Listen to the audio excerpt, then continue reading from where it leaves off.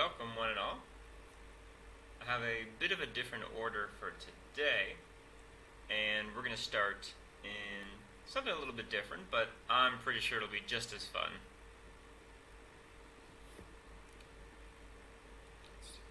There we go. Alright. So, I have these videos and a few extra things as well that we're going to look at, but I'm keeping them somewhat topic-based. The general idea is that they're going to be somewhat history, somewhat science, and a little fun. Who doesn't want to have fun?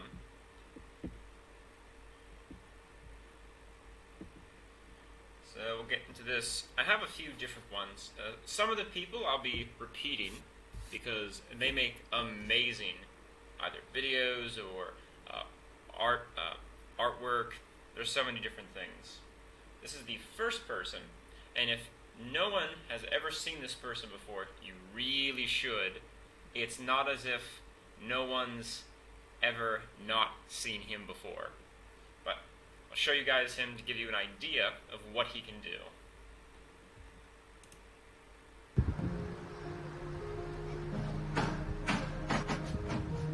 Use this one too. Keep this quiet, but as you can see, he's painting something here with a knife. I've never seen that before, just only using a knife. But his skills are really impressive. He has the ability to paint things with almost any different object in any different way. There's a lot of versatility here. And I think it's pretty obvious that you can see by now what he's painting. He made a Nusret from Turkey. I'm not exactly sure why they paint upside down, but it is fantastic art. I couldn't even attempt to do this. It would be ridiculous. But of course, there we go. Of course, he does it. It's a masterpiece. And I can look at it and just say, wow, that's pretty. But I could never do that. But this one is Bao Bao Design. He's amazing. Just watch him. Keep watching. One here. So, if you've never been to one of these before, which I don't know why anyone would have been to one of these before, this is a doctor's appointment. More specifically, it's a gorilla doctor's appointment. I really don't want it to wake up, though. That's the only thing. I really want him to just stay asleep. And I found this one not too long ago, actually. It's from Turkey. They're making something called lokma, which is very simple to explain. It's a little ball of dough, and you fry it. Boom. There's your food. Sometimes you put chocolate in it, sometimes you put chocolate on it. But you're going to see the skill he has with making these here. You just pull on the dough a little bit, put some water, and you chop off little pieces into all this boiling oil right over here. Ah, so delicious.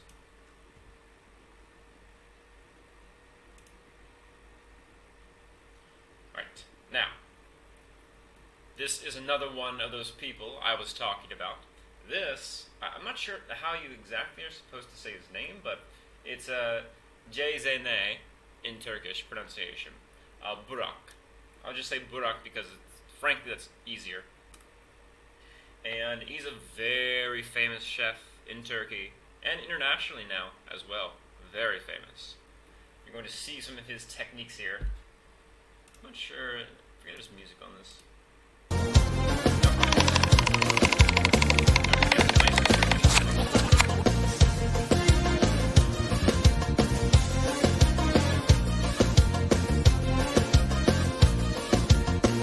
By the way, if you don't know what this is, which I'm not sure many people would, this is called kısır.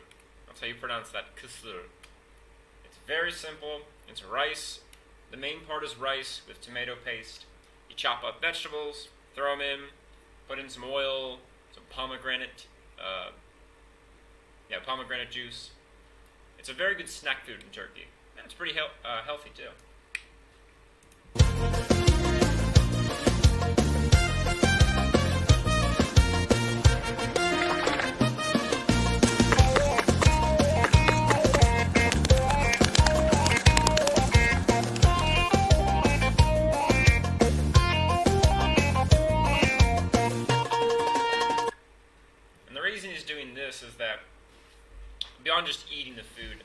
Turkey will put them into either wraps, or in this case, lettuce, and you squeeze lemon juice on top of it to give it more flavor.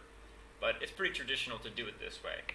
Now, if you're wondering where he's cooking, notice it looks a bit odd, because the location's over here.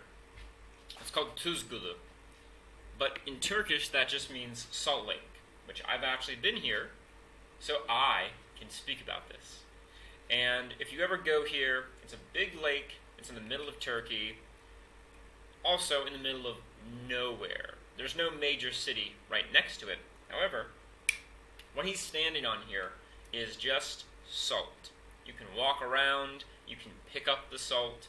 It collects here from the surrounding area, and just like the Dead Sea, it's incredibly salty. And they also have a little nice tourism business around it. They sell the salt. They use the salt for beauty products, which I've actually tried. It's very, very nice to try. But when you go there, specifically, if you get a chance, go on a clear day, because it is pure white when you're walking around. And if it's on a clear day, it shines white, just like the sun. And you have these weird illusions where it's too bright, you can't look at it. It seems to stretch on forever. You can take amazing pictures here because it's a pure white background. It's a very beautiful place, and he is a very good chef, too. Let's see. And so I just wanted to make sure I am including this. There is history coming up here. I am keeping this educational as well. This is a map of the Six-Day War with Israel and its neighbors. You can see up here the Golan Heights. You come down to the center part. We have the West Bank that Israel managed to get back from Jordan, who were occupying it. Down further, you can see the Gaza Strip. And then all the way over here, at one point Israel actually managed to take the Sinai Peninsula. I cannot imagine taking the peninsula and then giving it up. But during, I forget when it was, during some future peace agreement or something, they gave up the Sinai Peninsula. But this thing is larger than the country they live in. I just can't believe they gave it up. And also at one point, they were colonizing the peninsula and the Gaza Strip. They were putting Jewish settlements in there to bring it into the rest of the country. However, it never panned out, and they gave back the whole peninsula, which I don't know if I'd give this back. Look how much land this is. It's huge in size. What a shame. All this coastline going to waste. North, west, east, south. It's all water. You're surrounded all by water. Beautiful beaches, coral reefs. But I did all the resort stuff earlier from this part of the Middle East. It's a shame they couldn't hang on to it. Oh well. Now, aliens. This looks like the next Alien prequel. What does director Ridley Scott have up his sleeve? There's a lot of this back and forth. Ooh, they're aliens. But this is real. They are a real animal. You know them, and you've seen them before. But in the interest of time, I'm going to move it up. Strange beginnings. These are hard-working leafcutter bees. They're known as industrious pollinators who make nests that resemble aren't the only ones with... Oh, it's only a bee. Actually, it's a queen bee. What a crazy creature. And queen bees aren't the only ones with strange beginnings. Yes, these are pods where bees pop out. A little bit interesting, a bit unique compared to the other bees. I don't see this day to day. If I did see these lined up outside, I would be a bit shocked. I don't want to see them all over my window, all over my house. No, I don't think so. But they have more stuff about bees here. I just wanted to show that because it's so odd in comparison to the bees you get to see.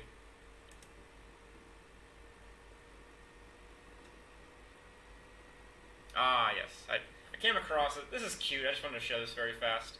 This is if the stands united. The stands.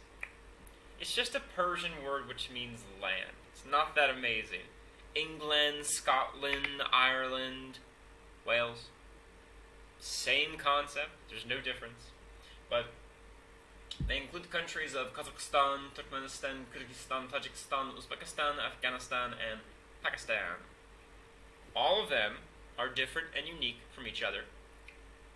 As a quick fun fact here, Pakistan, heavily divided. They have the Pashtun people, the Baloch people. They have the Sindh and Punjab provinces, which have distinct, unique identities from each other. Afghanistan is split, has the Pashtuns, how do you pronounce it? Hazaras? I'm not sure. But they're a Shiite group in Afghanistan, not to mention the other groups present. Uzbekistan has the Uzbeks, Tajikistan has the Tajiks, Kyrgyzstan has the Kyrgyz, Turkmenistan has the Turkmens, not Turks, and Kazakhstan has the Kazakhs. And what's even more interesting is that the ones in the north here, these are mainly Turkic groups. They resemble the old Turkish people that migrated throughout Central Asia. Not Tajikistan. Tajikistan speaks a Persian language because they are a Persian people group, which come from Iran. Very similar to Afghanistan, how people in Afghanistan speak Dari, which is very similar to Farsi in Iran. These are Persian languages and peoples. So it's a little bit different from the rest. Now, they of course go through the details. They have a very large population, area. Their capital, I don't agree with this. The largest city and probably capital would be Karachi in Pakistan. Karachi is in the south. It's not in the center. The center would probably be the Fergana Valley over here. Maybe northern Afghanistan, if you want to. Maybe the, what's that river? The Sir Dara River in the center. Not way down here. That'd be ridiculous. They have also, active military personnel. Whatever. This part up here, or down here, was what making me laugh. It would definitely be named Stanistan, which if I translate that, it means the land of land. Still, Stanistan has a nice ring to it. Oh, it'd be so fun if you could make something like that.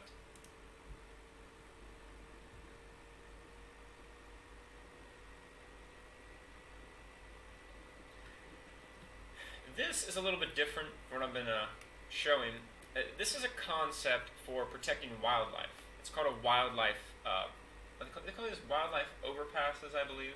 But it's a bridge for wildlife over roads, because when you build large highways, what often happens is that the animals get hit constantly when they're trying to cross the road. So instead, you can make a bridge, which is a way for animals to get across from one forest to another, or possibly across a forest that normally they should have been able to. And they decorated here, got rocks and little plants. It's meant to look very natural. It helps them cross over. But it also reduces the deaths from these animals, and it connects them to their natural habitats, which roads often sever and cut them off from. But animals don't know that, so they cross and get injured. In Utah would be a very good example of this. They have these in other parts of the world too, but they are pretty good. You can use them to help these animals.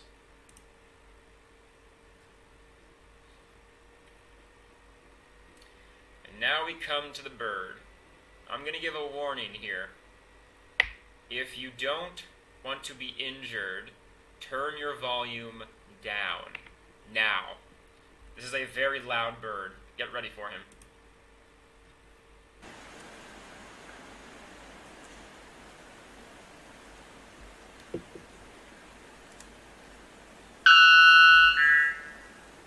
Ow.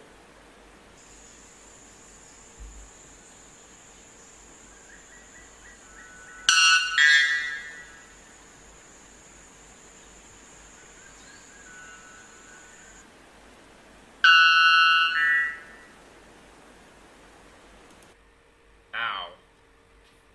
That hurts. So specifically, I looked this one up.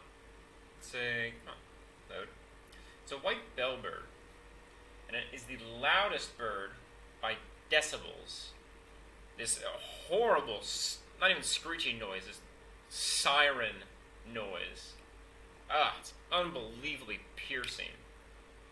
And that's a video. Imagine if you're next to it and you're hearing this in the real world. So powerful. And out of such a little bird, too. It's amazing what they can do.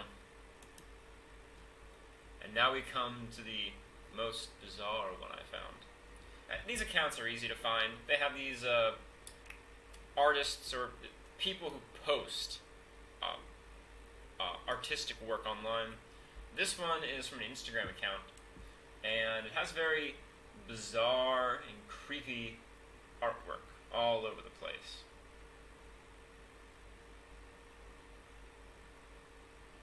I'm honestly wondering what the inspiration is for some of these things.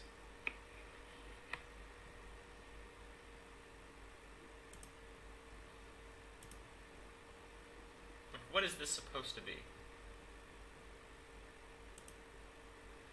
But it's all very bizarre, somewhat Lovecraftian, somewhat maybe a bit Cronenberg inspired. I see a definite aesthetic going on here with some of the comic stylings of, like, I think the 90s into the 2000s. Some of the gothic horror coming up, the cyberpunk style that they would use in a specific era and time. But I'm not exactly certain which type it would be. But I've seen this style before. Not this so much, but I've seen the style before.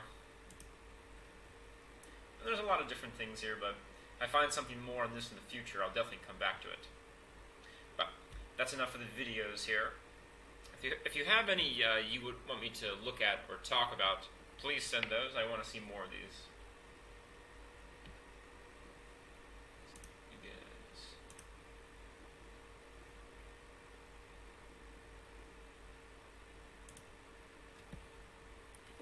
Alright, now to move on to something much lighter. So, this is a type of banana, which, as you can see, is not a normal type of banana. Oh, no, no, no. This banana is called the Blue Java banana, and I'm only putting this up from Instagram because this is the first place I saw this. So it says the Blue Java banana is a hardy, cold-tolerant banana. It is said to have the consistency of ice cream and a flavor similar to vanilla. Basically, you eat the banana, it's almost like a more solid vanilla ice cream, or that's what they say. So I saw this, and firstly, the blue banana thing. I've never seen blue bananas before. But they have the pictures, and if you go online, you can find more of these pictures. So I was wondering if it's real, you can get these things, what's happening here. So I do look up here, and it is true, it is a real one. It's a hardy, you can see where the language comes from, hardy, cold-tolerant banana cultivar. It's a sweet, aromatic fruit. It's just said to have ice cream-like consistency and flavor reminiscent of vanilla. So obviously they get their information from somewhere. Which one is this from? I don't know. One of these people, they have made the description, someone else took it. So it really does exist. I don't see as much blue in this picture, not really.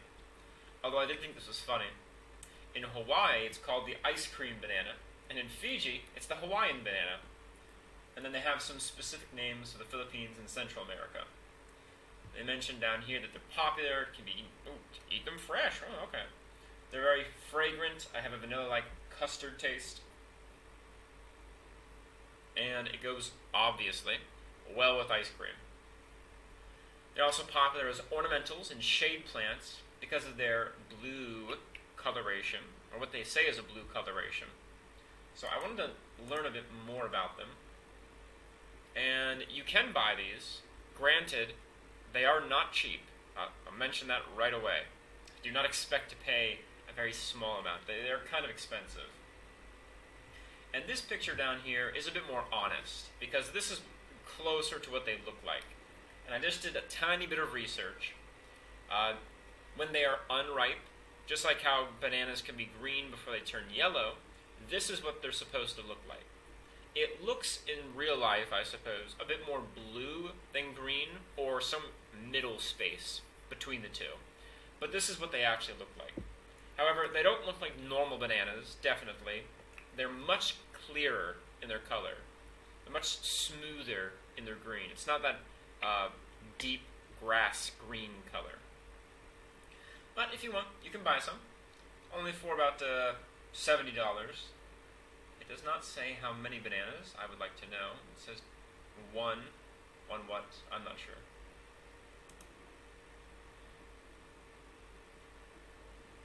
But another issue is I've looked up images online. A lot of pictures appear, all these blue bananas, but obviously they have to be fake. You know, unless they have people actually holding them, using them, you can make fake pictures like this. Like, this banana's blue. Look at this. It's a little blue banana, but it's not real. They color these images. So instead, there's a little news program, and they'll just introduce the bananas here. I just want to show this part. They give a pretty simple... Gün ışığı pro teknolojili Vestel No. No France.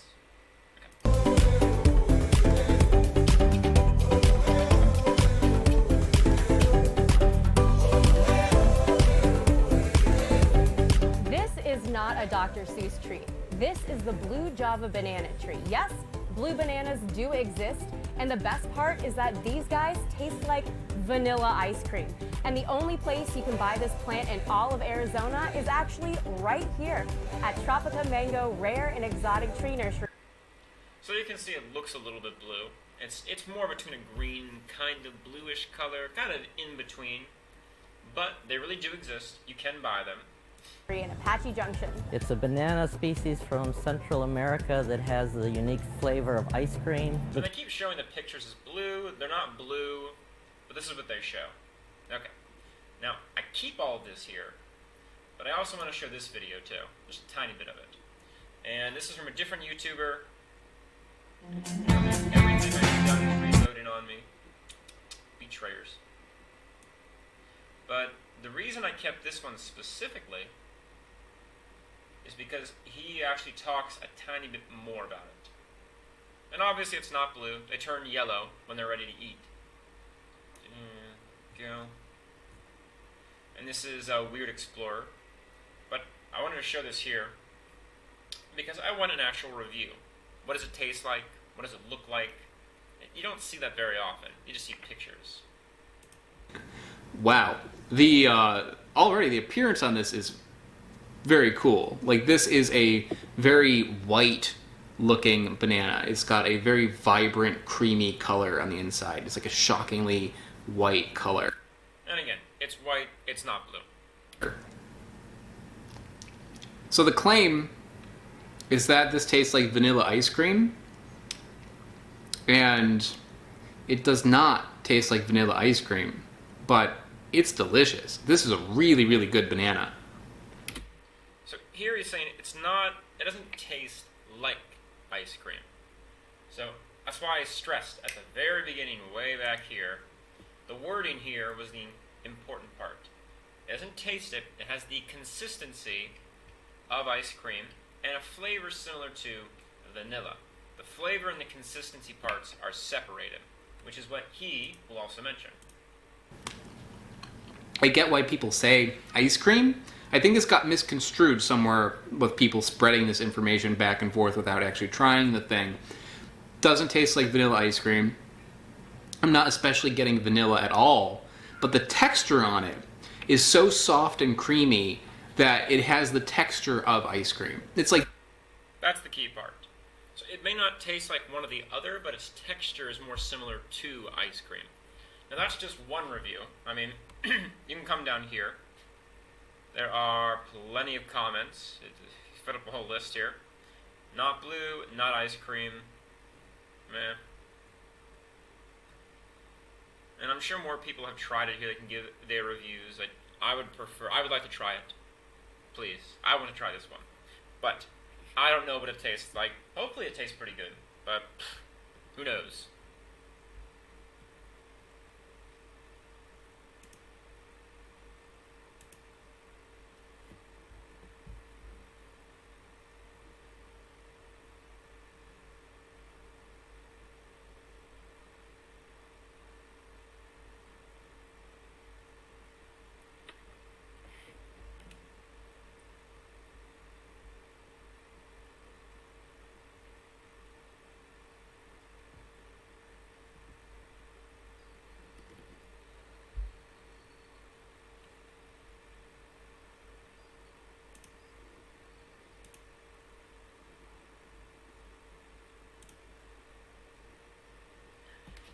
Next up, I'm going to begin the news section.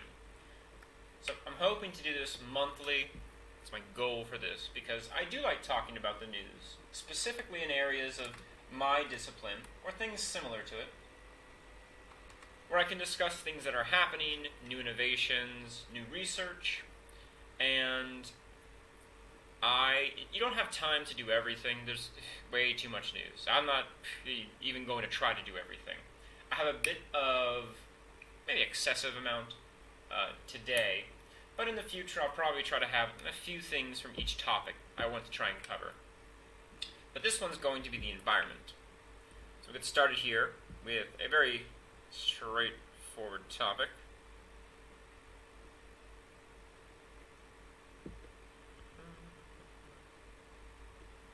Okay, now in this first one, it's reading cleaner air boosts the U.S. corn and soybean yields.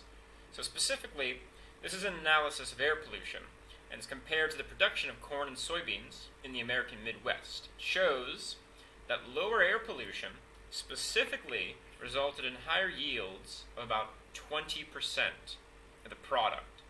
So by lowering the air pollution, you help the farmers to grow more food, and it doesn't damage them as much as it normally would. Now to do this, they use satellites. They analyze the finer concentrations of ozone, particulate matter, nitrogen dioxide, and sulfur dioxide. They also found that a further distance a farm was located from a power plant, the greater its crop yields. Thus, if you're further away from the pollution, you're not as affected by the pollution here. And unfortunately, it's very likely that it affects the plants. It affects us, obviously.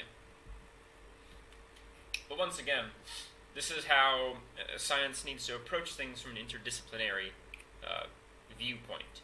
You can't think of your discipline as separated into just your discipline. They had to use satellites to analyze the pollution present over farms.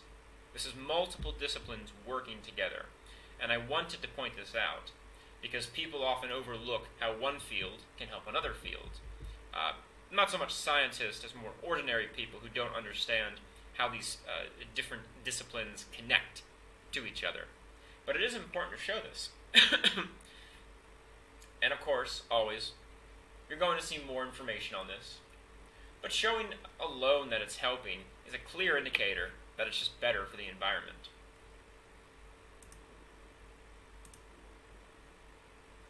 Alright, next up, this one's a bit interesting because I was unaware that this existed, and I would like to see more of this.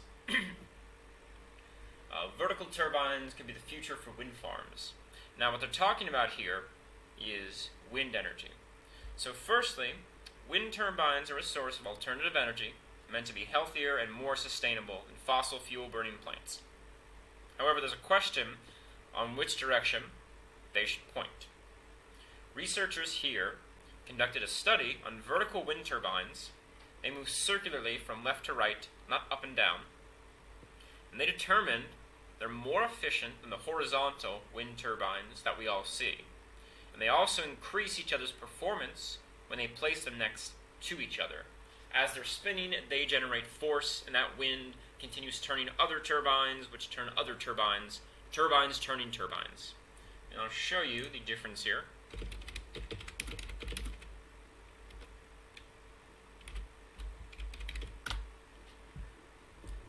And I think I've seen something similar to this before. I've never seen this exact design. And there's a few different ones. I'm sure that they have prototypes and different things they work on. This one you can see would spin round and around.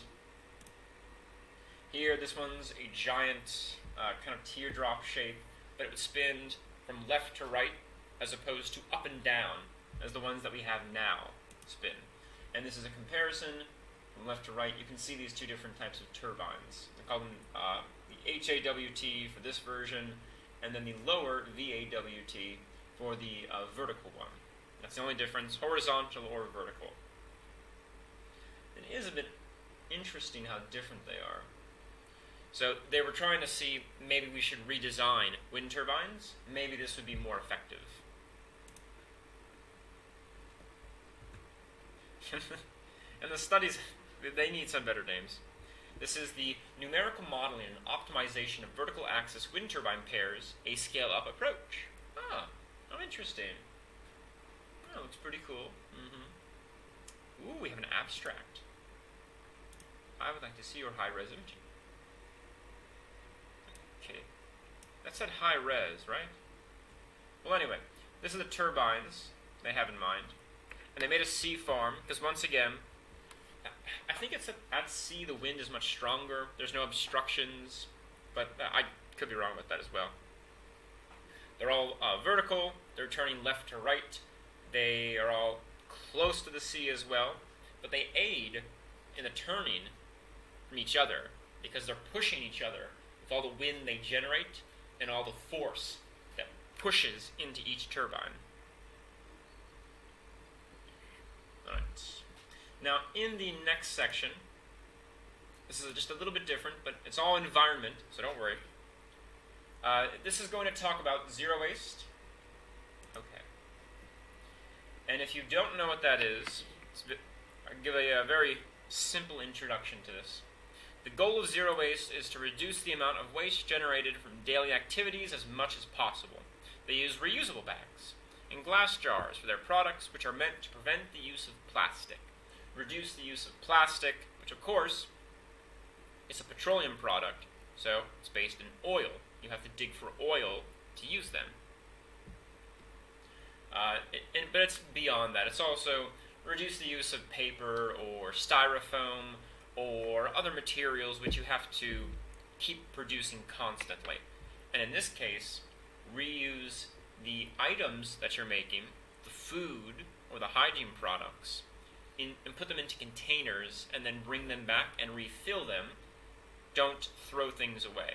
So the idea is refill, clean, refill. Not buy, use, throw away, buy, use, throw away. It's refilling clean. That's the key idea here. And I won't go into much detail because most zero waste stores are the same thing over and over, but I want to introduce the basic idea. You buy things in bulk, take them home, clean them, come back, refill, over and over again.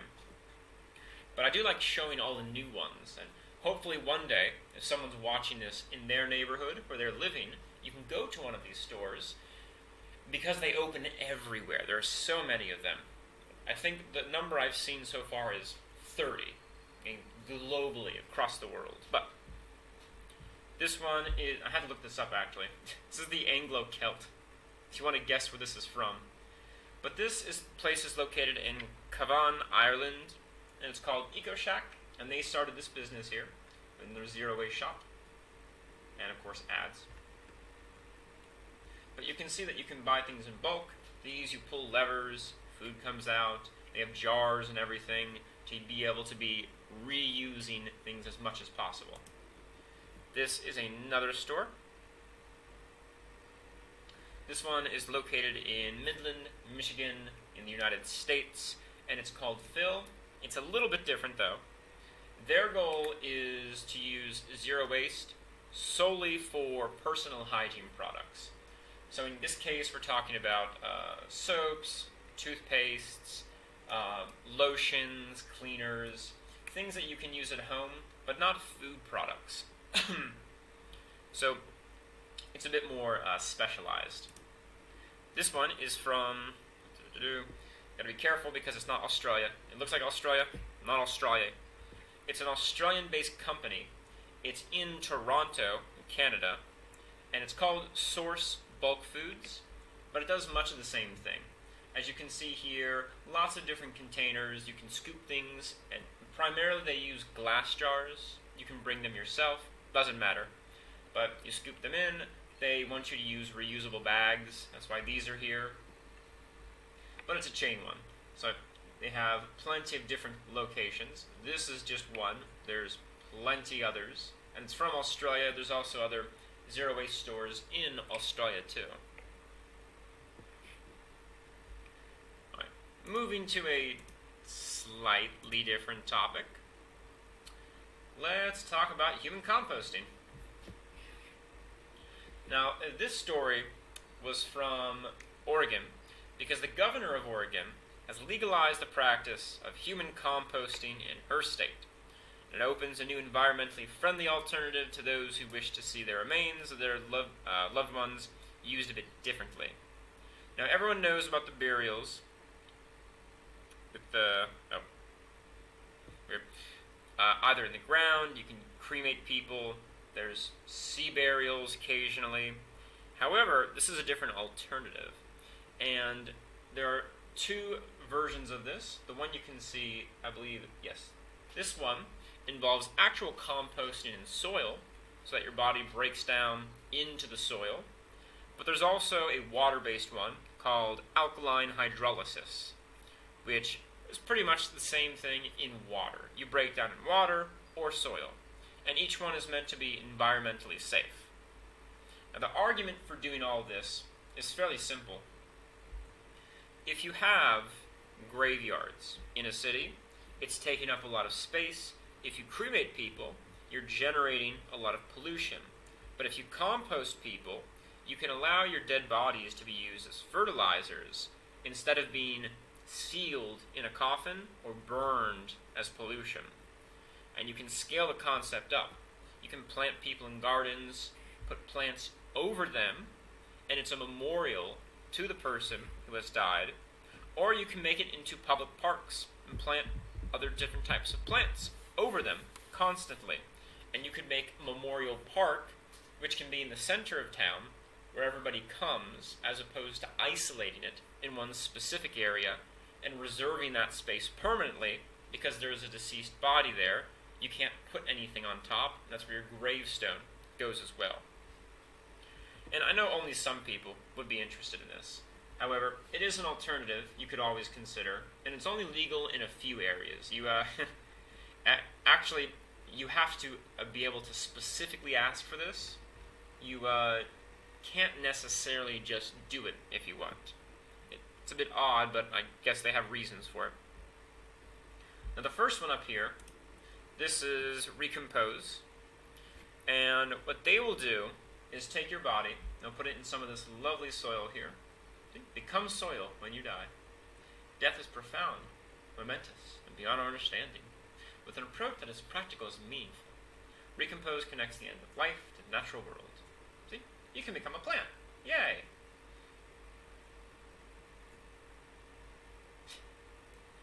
I don't want a relationship with death. Alright, so what they do, they put you into soil, they rotate your body for a month, letting it decompose, and then it is ready to be used as compost. Any fillings, prosthetics, or implants that you have can be reused if they are reusable, or recycled.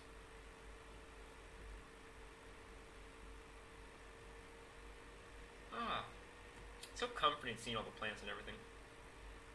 Now the other one they have here, this one is aquamation. And they were the other option I mentioned, the alkaline hydrolysis. What they do is they immerse your body in water, and then alkaline chemicals slowly break it down, and then you can reuse it in whichever way you prefer, because it is a type of, not compost, but it can be used in a similar way. But it depends where it's legal and what you can do with this. So I'll show this video over here, and they are showing the practice. Back. US-based company Recompose will start the first ever funeral service that turns human bodies into compost soil next year. Citing architects involved in the project, Dazzling reports that the flagship facility in Seattle will be capable of housing 75 bodies in its compost. And this is mostly Western-based in the United States. They mentioned Seattle here from Washington. Oregon legalized it. Not that many places have. So it's starting more in this section. But again, Washington State, Oregon State, tons of parks, tons of national parks, forests, very green, beautiful areas, large mountains. They would be a natural place that you could do this. I don't know about Arizona, but hey, if you want to, it's always an option. Not legally, of course, not in most places, but it could become an option soon. Post vessels. According to Recompose, prosthetics and pacemakers will be removed from the cadaver to prepare the body for the natural organic reduction process. Citing company founder Katrina Spade, the Washington Post reports that the vessels accelerate natural decomposition. According to So, if you have any burial plans, you may want to consider these options. There's more of them, and some of them include composting through mushrooms, I believe. It's a mushroom suit that you can wear, and a variety of other options too.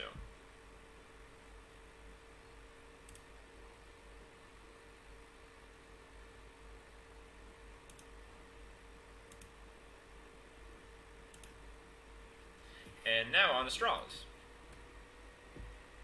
It's such a fun topic to talk about.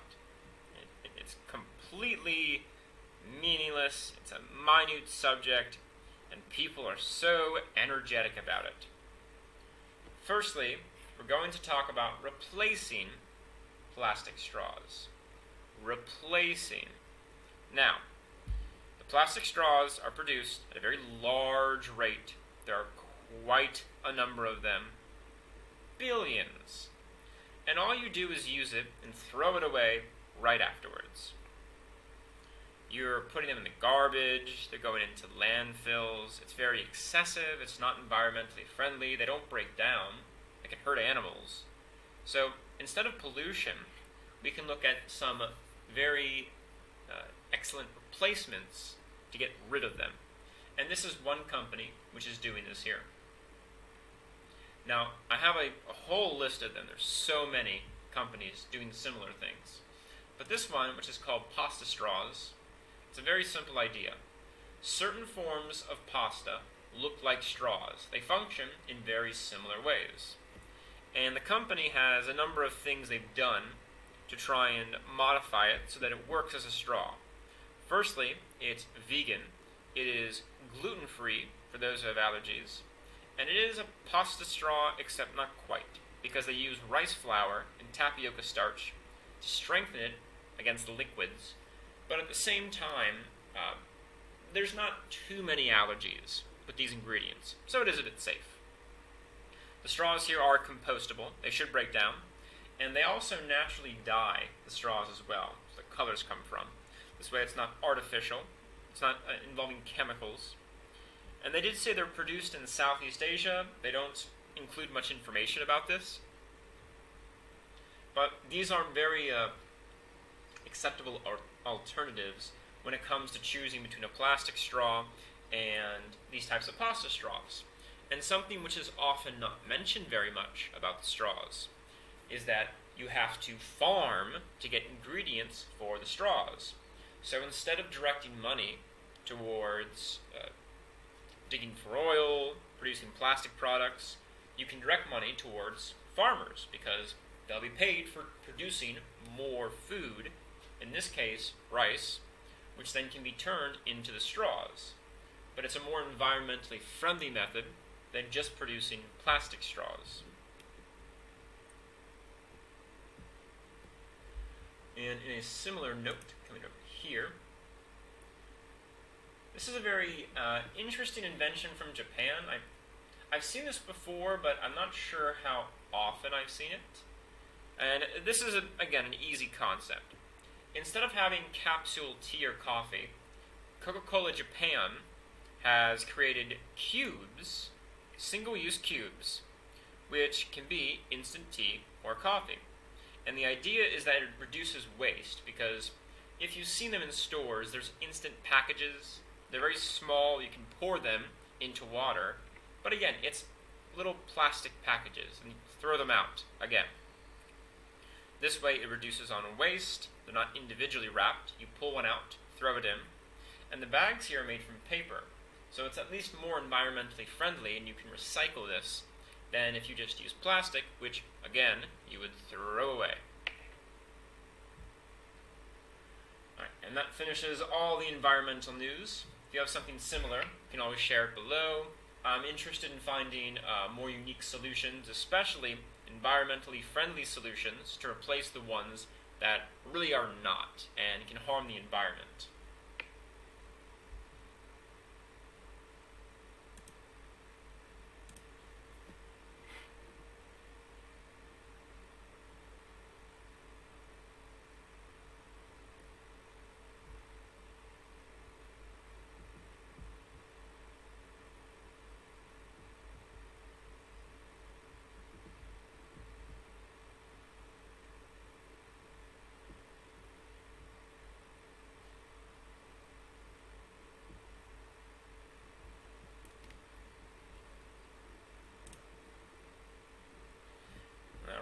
And now we're going on to history.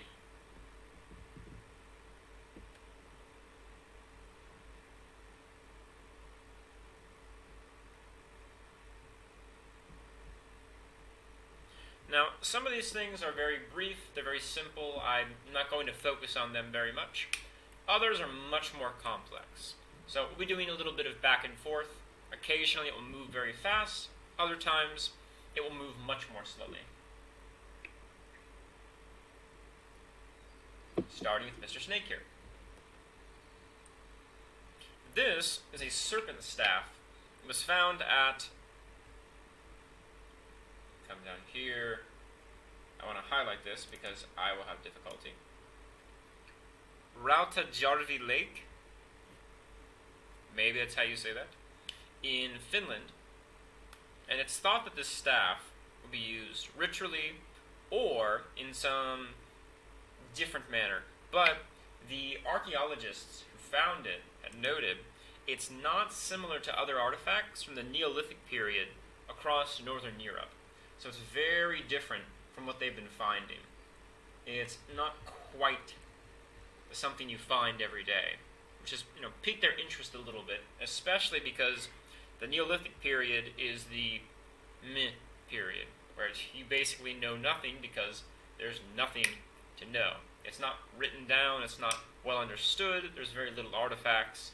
You have to go on the tools and kind of reconstruct people's lives from there. This one will prove to be a much bigger discovery. This is Göbekli Tepe, which, if you don't know, is a very famous site in Turkey. It has a temple made of these massive Neolithic stones, and people listed it as a major and early religious site, and as a major archaeological discovery. Should definitely show this one here.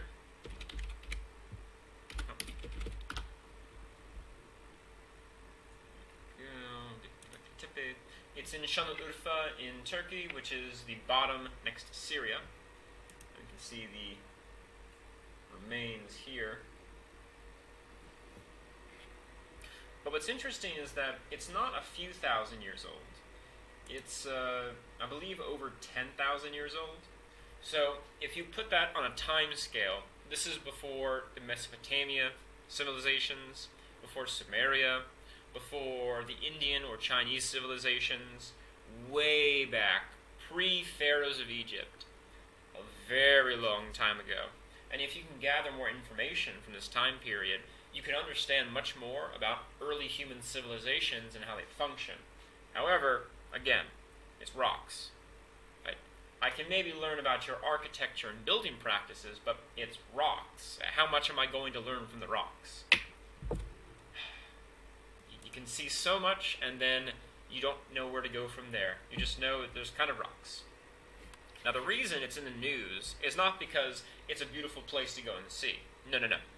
It is because Göbekli Tepe, the last part of that word tepe in Turkish means hill. 11 hills around Göbekli Tepe were recently discovered, and it was determined that they have importance in relation to the site, and this has prompted some officials to call it 12 hills. You can see this here, 12 tepe, or 12 hills, which would be 12 tepe. And if it's true that they really do have more religious sites in each hill, they find more artifacts, they floated this idea that it could be called the pyramids of southeast Turkey, which would be fantastic if all of these sites were just waiting and hiding for discovery. But who knows? We'll have to wait for more time to see what happens next.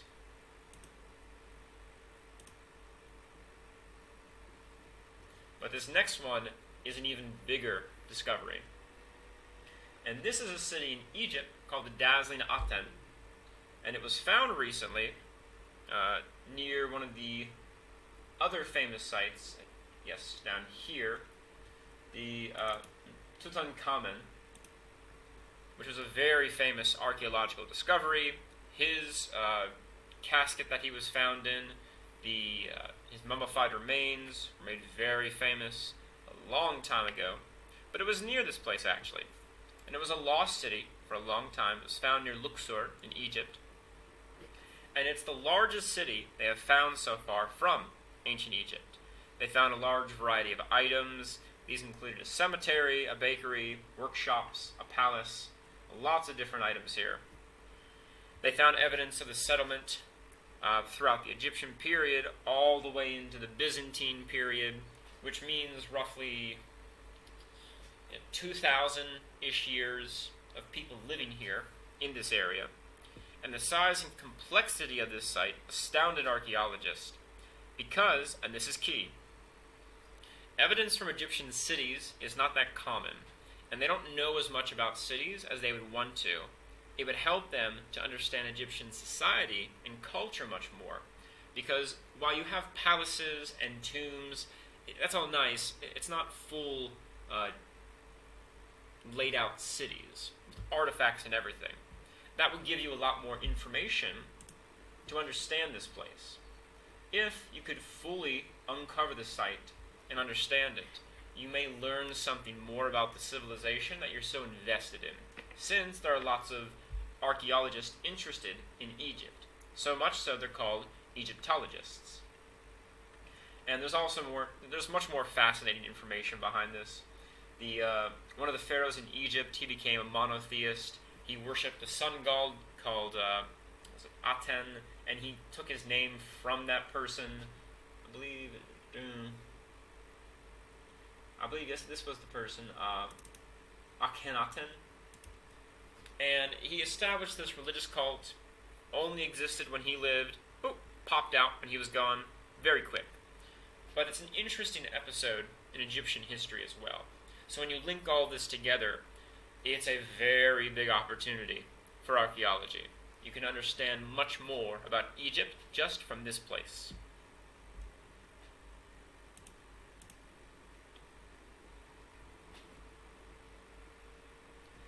And this again is one of the smaller ones, but still pretty interesting. Now, in this case, a number of different items were found by a metal detectionist near Galloway. This is in Scotland. Yes, it's Scotland. One of them was a silver gilt decorated and lidded pot, seen here. And it's been carefully studied because what may look like an ordinary pot to you is much more complex than you give it credit for. This wool wrapping you can see here, it was wrapped. It predates the Viking the Viking era. So this is before the Vikings, in one of those mystery periods. You don't know much about Scotland, but you know a little bit. And its decorations have leopards and tigers, which are not Scottish, and Zoroastrian symbology, which is not Scottish. So it's suggested that this pot here came from somewhere in Central Asia, within the realm of different, perhaps Iranian empires, or from just communities of Zoroastrians living in Central Asia, and they had decorated and made this pot. Here, I'm wondering what this means. But if you look closely, you can see them on the pot here. You can see in the bottom, I believe it's a leopard right here, though it's hard to tell which one's which. So, and this is a good example of how international trade routes worked. That something from Central Asia can come all the way to Scotland and then all the way back. Shows how international the world was, how merchants were buying and selling things, and you can move a very long distance. This also, not exactly sure where it's, yeah, here we go. It also went on a national tour, so if you were in Scotland at this time, you could have seen it.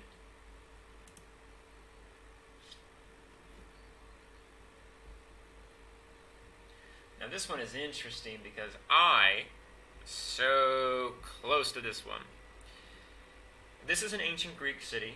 I believe it's called Aizanoi, and it's from Kütahya in Turkey. That's where you go to find it. Now, I actually visited this place, not at the best time, but I got to visit it. It does look very nice. It's a nice, fun visit. There's not too much to do, but there is a nice temple, there's a theater and baths. However, there's a lot of ongoing archaeological activity, so they're still digging things up. Some things are still restricted. What was interesting, though, was that in the city, they found the Agora Gate, which is the entrance to the main market, but also the main square for the city. Which means that this city they found in Turkey isn't just a small Greek city.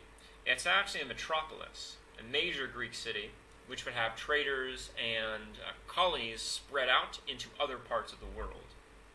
And it was interesting because they didn't know much about it. And they've had ruins all around. There's a tiny village around the city, but I think they may be moving people out of the village, so it may be more archaeological in the future. Here you can see the bridge. If you go to another part of town, which is not, it's not here, you can also see a colonnaded street. You can see a marketplace, and there's a few other things as well that were available. But it was fascinating because I was so close, and they were digging, I could have seen the excavation. But oh well. It was a nice visit. There's plenty of beautiful things to see here. In Sweden, we have another metal detector. This person, what am I saying, metal detector? No. This person was participating in map making for his orienting club. He's making maps of an area. And when he was in a forest in Sweden, he found some Bronze Age artifacts just lying in the woods, relaxing. And they included bracelets and necklaces, which are extremely rare to find in a forest. Mainly, as they explain here, because you would take these artifacts and you would probably dedicate them to gods in rivers or wetlands, not a forest. So to find them here is pretty unique because normally you shouldn't be able to. And to find them out in the open is almost impossible. You shouldn't be finding that. And yet they did. Over in the Isle of Man, which has to be reloaded, this is what I was thinking of.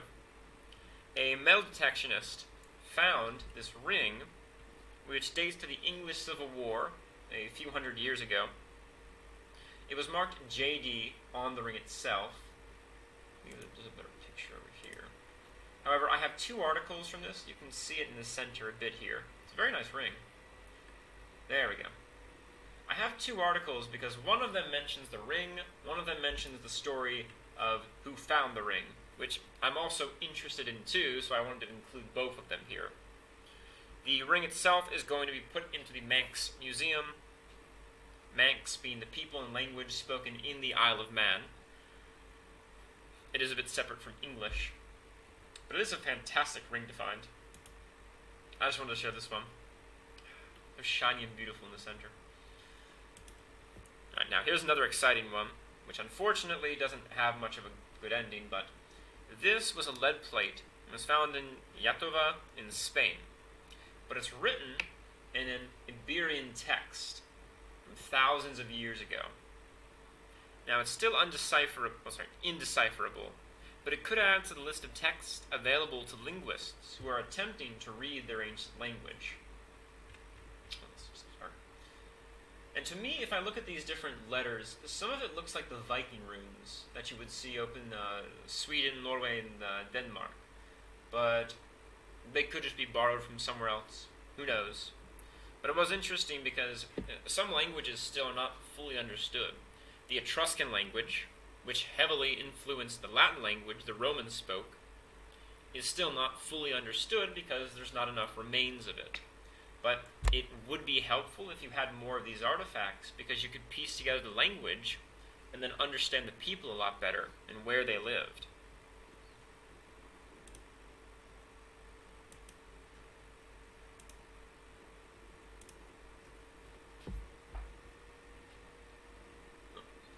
Here. Yes, there we go. This one doesn't have too much information, but it is amazing. This was in the German state of Saxony-Anhalt, and they managed to find a millennium-old church, about 1,000 years old. In this state, they believe Otto the Great built it, Here's a very nice brooch they found from the dig. Otto the Great himself helped to unite Germany a little bit into its initial kingdom when it was still East Francia, or East Francia. And he kicked off a period called the Ottonian Renaissance, which pioneered a lot of art. It inspired a lot of cultural practices throughout Germany. And they're still researching the church a bit. They don't think he visited very often, maybe once. He did have it built, and it was destroyed later, unfortunately. But they managed to find this, which would be an ancient archaeological church at this point. Now this one's a bit older, but I still wanted to mention it here. This is isotopic evidence for geographic heterogeneity in ancient Greek military forces, which, if I break that down, means they use science to show people from ancient Greece might be different people. So it's mixing foreigners and Greeks together. That's what we're talking about. And this was a bit famous a few months ago. I didn't go into it very much, but what it's talking about is the Battle of Himera, about 2,500 years ago. It was the principal engagement of the First Sicilian War, which was a war between the Greeks and the Carthaginians in Sicily, way before the Romans. And researchers tested Greek accounts that said mostly allied Greeks fought in the Battle of Himera, and a second battle, perhaps a century later, had almost no Greeks fighting there. They tested the isotopes in the tooth enamel of 62 bodies that they found, and by testing this, they found that 1/3 of the soldiers in the first battle were locals, the rest were not. 3/4 of the bodies in the second battle were local, which would combat these historical claims to the contrary. Now, it's important to note this is only a few men in comparison to the large numbers present, but for so many to be foreigners, it could have serious implications of the scale of mercenary activity at the time and whether or not the Greek writers intentionally wrote them out of history. It is interesting that you can use these modern scientific approaches to disprove historical claims when you don't have any evidence to actually do it yourself. And you can use these specific techniques to show that this actually happened in a very different way. And that's a very small side note. I was clicking around and found this. This is the lead author, Catherine L. Reinberger. And I thought it was hilarious because if you see, she's with the Department of Anthropology at the University of Georgia, Athens, in the city Athens in Georgia, which is a nice touch. We're talking about ancient Greeks and what they did with their civilization.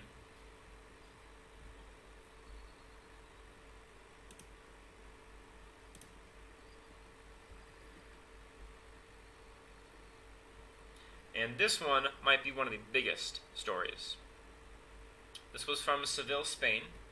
It involves a tapas bar called the Giralda Bar. They are located, I can show this over, no, I probably can't show this here. They're located in a specific part of Seville, the largest cathedral in the clock tower, the bell tower, which used to be the minaret for the mosque of Seville. And while they were doing renovations, they found out that their bar is in a 12th century hammam, which would be a bathhouse. Doing the renovations, we should have started down here, yes. Which I think it might be better over here. One of them has the nice one. I don't remember which one. Where's the nice pictures? Where's the pretty pictures? Show your pretty pictures.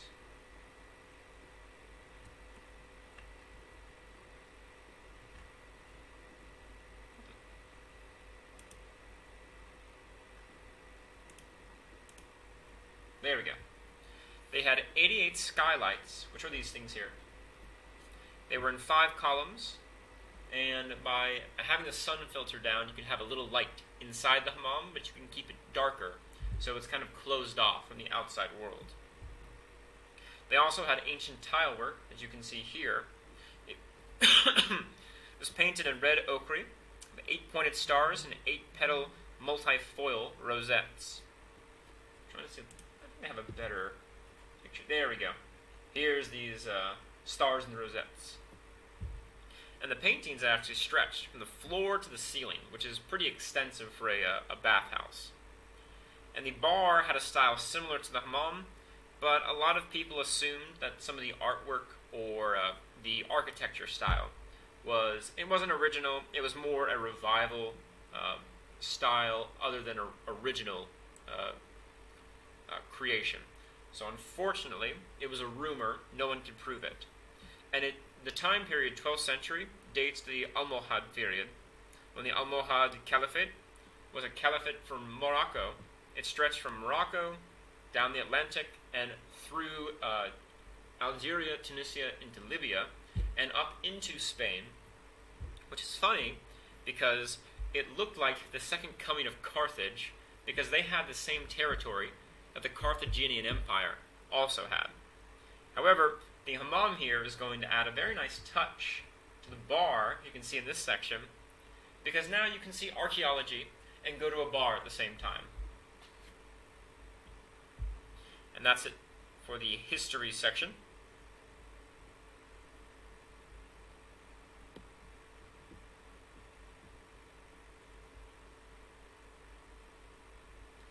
I do have one other small activity down here, just to show a few things. Oh, it's not here? Weird. There we go. Now, unfortunately, even if you do have archaeological discoveries, you have people who don't appreciate them.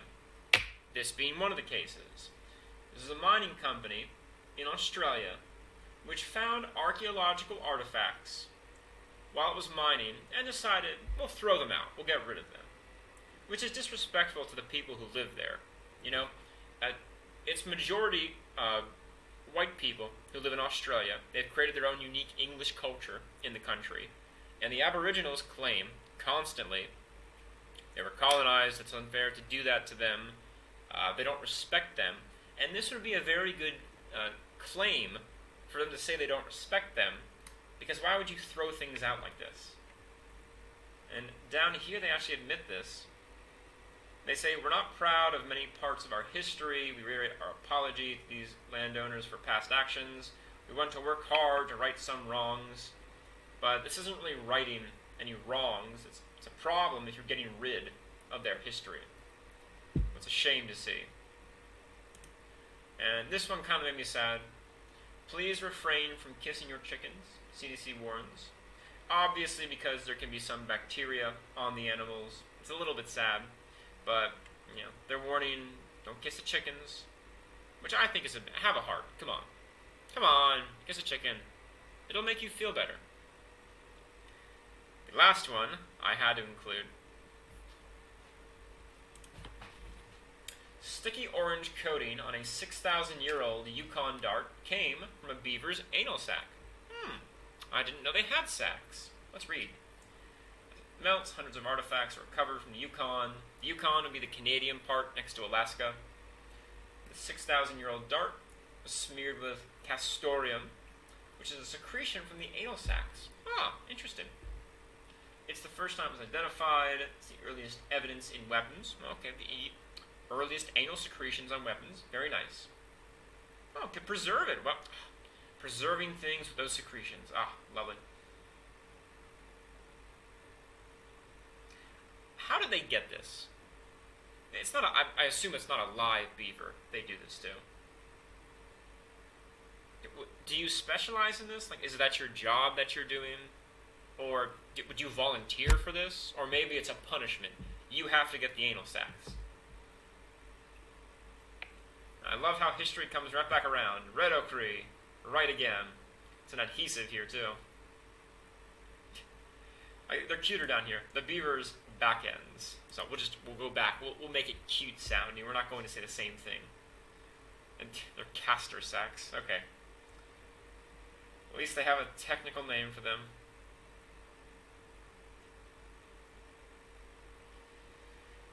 Oh my god. But that is the fun of history. You can learn lots of interesting things. So on beaver anal sacs, we'll end the history section.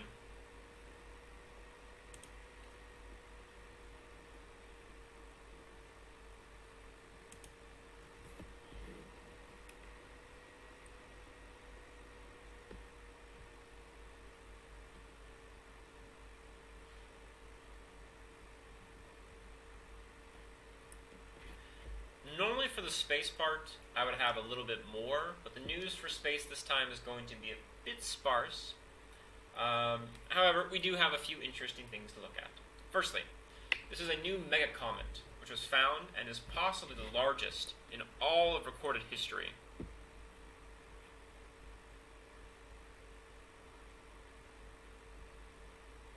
Now, the comet itself is about 100 to 200 kilometers in diameter. It's over here said to be from the Oort cloud, which is way out on the very, very edge of the solar system. But,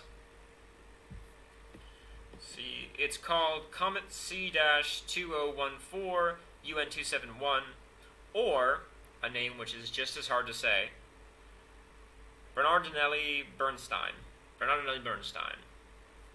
It's right here. They're tracking it. It's currently near the orbit of Uranus, moving inward. Ah, look at that. Already back to Uranus. God, how does this work? It's currently moving inward to the sun, but it's giving astronomers a great chance to study its movement and the actual object, because it's getting closer and closer, and give us a little more opportunity to learn about comets themselves, how they're created. Also, the comet is a trans-Neptunian object, and that can have potential insights into the origin of the solar system. A lot of the original rocks that were crashing to create planets wind up in Kuiper belts, the Oort cloud, way beyond these planets. And you can learn a little bit more about the solar system if you can study them, but they're so far away it's difficult to get a good study of them. And in other news here, China's new space station, which I'll try to pronounce, Tiangong, is orbiting the planet, and they have now separated themselves from the ISS to make their own space station. A bit smaller, but still, it's their space station. They have recently been manned by several Chinese astronauts, and they call themselves taikonauts. Now, if you're wondering why they're calling themselves taikonauts, and it's called Tiangong, I'm not sure they don't say it here. Tian in Chinese, I believe Mandarin, it means heaven. So by using this name, it's very appropriate for a space station. So to use it in their name as well, taikonauts would be a little bit similar, I believe, to the name, although it could just mean something else, and I have no idea. But you can also watch this too. A Chinese spacecraft carrying 3 people has docked successfully with the country's new space station. They blasted off about 6 hours earlier to take part in a 3-month mission to set up experiments and to prepare for a series of spacewalks. The latest mission is considered a significant step forward in establishing Beijing as a major player in outer space. And this comes as well from the fact that China has its own studies of the moon. They have their own rovers on the moon. They're interested in settling on Mars. Let's see if they show the video here specifically. And these are the astronauts. 10 years ago, it cited concerns over the Chinese space program's secretive nature and I saw one from space too. They had a picture here too. Where was this? The world talking. Show the astronauts. Come on. Ugh. in 1998 has hosted astronauts from over a dozen different nations. And you're talking about the International Space Station, or ISS. Now, it has been a good chance for international cooperation. However, certain countries in the future inevitably will want to go their own way, have their own space stations, their own programs, missions, bases, so on and so forth. And it's a good first step for them to be doing this. It gives them more experience. A higher space presence will also enable them to advance in that research beyond what other people have. And they can become the beneficiary to other countries who want to learn more about it.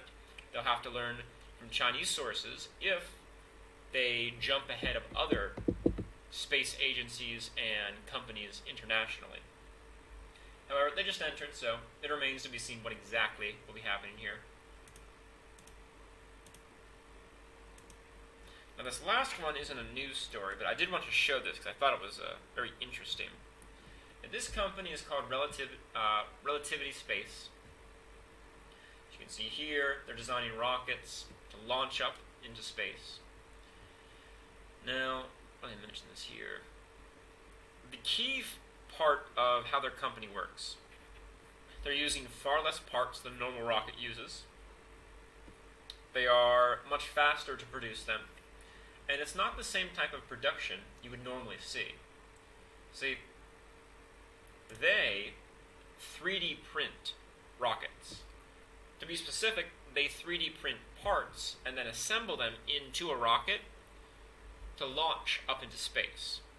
Now, I've seen lots of 3D printing. I've never seen 3D printed rockets. I would be nervous to go on a 3D printed rocket. And they have a special laboratory as well to design this stuff. Stargate is the world's largest metal 3D printer, entirely built and designed in-house. The core of it includes 3 robot arms, one of which is doing printing, and the other 2 are doing post-processing. This is a 6-degree of freedom industrial robot arm, so it can move anywhere within about a 14-foot. A special laboratory just to 3D print rocket parts, which are then assembled and will be launched into space as well. I'd be very interested to see if that's the future of space, or if it's something else entirely, but I've never quite seen that before.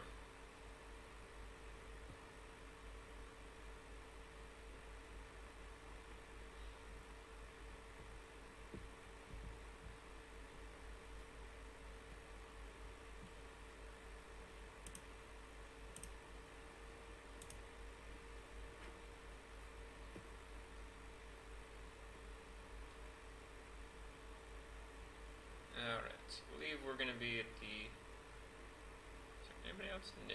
This should be the last thing for today.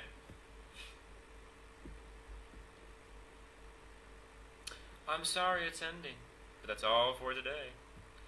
There's one more thing here, which I wanted to show, definitely. I wanted to come back to history a little bit. I never like leaving it too much. And I wanted to tell the story of a very famous figure from African history. Since I know Africa doesn't get much love, it's too sad, but there's plenty of stories to tell from African history. And if you don't know this person, you probably should. He's very famous. I've seen him countless times. But the person we're going to talk about today is not this person. This person is Mansa Musa, and he became very famous as the emperor of the Mali Empire, which was in northwestern Africa. He's famous for being one of the richest people who ever lived. He famously went on a Hajj to Mecca. It's a pilgrimage to go see the holy site in 1324. And he had stopped at Cairo in Egypt right before he began moving across into the Arabian Peninsula. And in between one of his bouts of destabilizing the local economy with his vast resources of gold, which he was very famous for, hence the gold that he's holding in his hand over here, he was talking to a local official, and he told them the story of how he became the Emperor of Mali. Now, I have these 2 sources here. They're not much on the sources, but it's kind of the best I can find. And getting actual sources proved to be very difficult. And this is where the empire existed. You can see the country of Mali right here. Kind of has its name from the past, but it expanded quite a lot of distance. Where was the section before? Ah, here it was.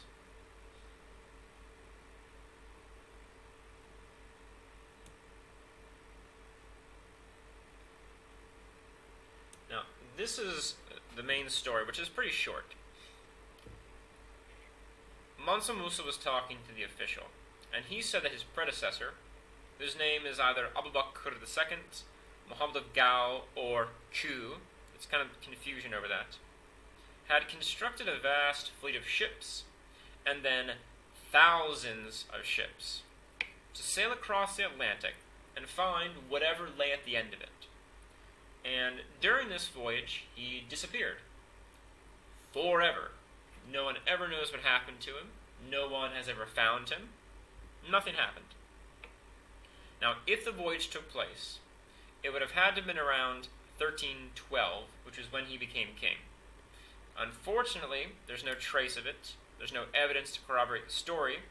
It's difficult to say if it took place, although it is generally accepted to be true. There's no counter evidence to the contrary.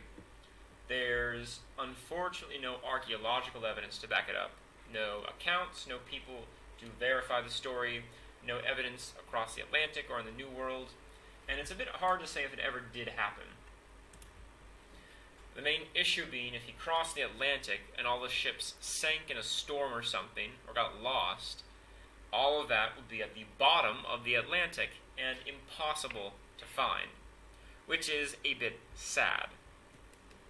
However, that is a very interesting story to learn from because it shows the different African people, in this case, the people specifically in Mali, had an interest in trying to explore the Atlantic Ocean, which would have been a few hundred years before Christopher Columbus tried, but also a few hundred years after the Vikings were doing this as well. Except the Vikings are much luckier, because you can cross from Scandinavia to Iceland to Greenland all the way into Canada. In Africa, you just cross the Atlantic, good luck to you. So it would have been much more difficult through this route. But it shows an interesting piece of history, this attempt to go find new lands. And there's not as much evidence as I would like to find about it, but it is interesting to learn about these stories, which a lot of people don't often hear. I've never heard this story until I came across it randomly one day. And people like to say that they confirmed the story, they found artifacts or something in Brazil. However, it's never been verified by archaeologists. Historians don't agree with any of the findings. If it is ever found one day, it'll be an amazing story to add to the history of Mali and this region of Africa. However, it's not going to be today, unfortunately. Alright, that's all I had for today. I'll try to keep doing the news streams, how often? At least once a month, if I can. It also depends how much information is available to do the streams too. But that's going to be it for today. So, I hope anyone who was watching enjoyed the stream as much as I did. There's a lot of things to see this time, and I'll be back later with much more.